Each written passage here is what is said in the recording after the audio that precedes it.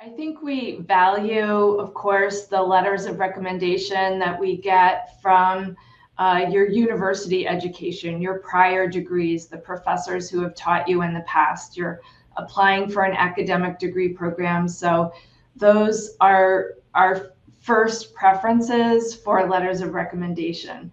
So it can be, so it's important to select the professors with some thought. And you want to select a professor who knows you well and can also do what we were talking about in the personal statement, maybe to be able to tell us something about you in that classroom, that you were particularly excited about this topic and you participated well in class discussion, or the paper that you wrote on this topic was very well done. So when a letter of recommendation gives us that level of specificity, we really trust it more than maybe something that is more general. So of course, sometimes it's hard to go back years ago to a university education where you haven't had contact with professors in the past. So it's still important to try to pick somebody who you trust to kind of write that letter of recommendation, and you can help your professors. I see it here in the LL.M program all the time as our LL.M students are getting our letters of recommendation ready for their next degree program. So give your recommender plenty of time to write the letter of recommendation, and help the recommender by, you know, attaching a copy of your resume, maybe even a copy of your transcript. And don't just say, I need a letter of recommendation, but say, I need it for this purpose. And that will help the professor kind of put, you know, the professor's experience of you as a student in context for this next job, this next degree program that you want to pursue. So that can be really helpful.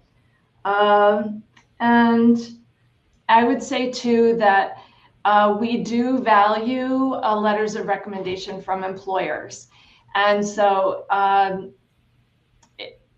it could be, hopefully, maybe somebody that you've interned with in a legal setting, but it could be another setting as well.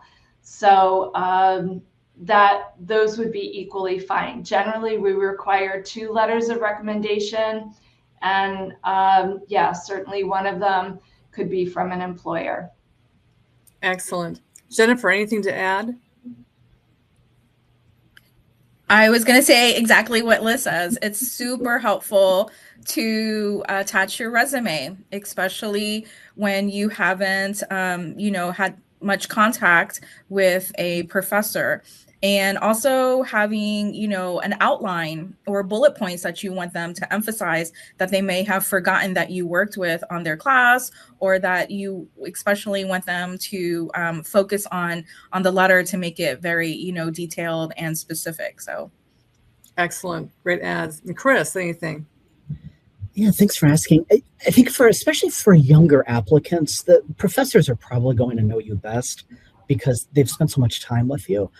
What we found is that it just sort of a function of the visa environment. We've had a lot of people in Seattle coming back to school who earned law degrees 30 years ago, or sometimes even longer.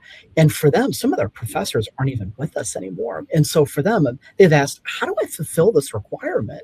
This is unique. And so I've said, go find, you know, people who really know your critical thinking skills, how you solve problems, how you work with others, how you work through tricky situations. And that's been valuable. But I completely agree. I think especially for anybody who's fairly new out of school, I think your professors probably know you the best. And I think all of us have seen some beautiful letters of recommendation that really reinforce that fact.